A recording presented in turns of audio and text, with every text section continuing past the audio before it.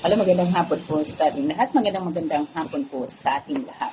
Ang inyo bang asawa, ang inyo bang mga karelasyon ay malayo sa inyo at nais mong hindi ka mawala sa kanyang isipan. Siyempre, lalong-lalo na kapag ang isang relasyon ay nasa LDR relationship, mahirap po talaga dahil ang tukso ay laging nandyan nakaabang.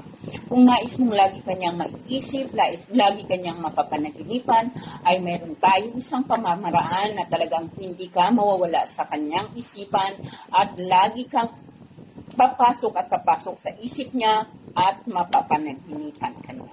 So ganito po lamang ang ating gagawin.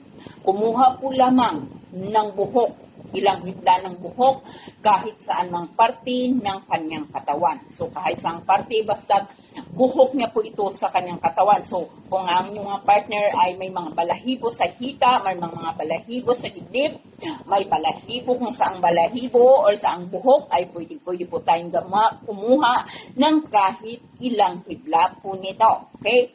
Pagkatapos mo pong kumuha kahit ilang pirasong o ilang hibla ng kanyang buhok, ang gagawin po ninyo ay ibalot po lamang ninyo ito sa isang malinis na papel. Okay?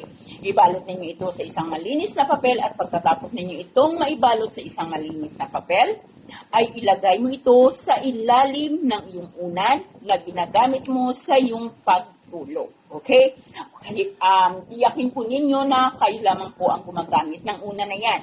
Ngayon, bago po matulog, hampasin mo ng 9 na bisis ang iyong unan.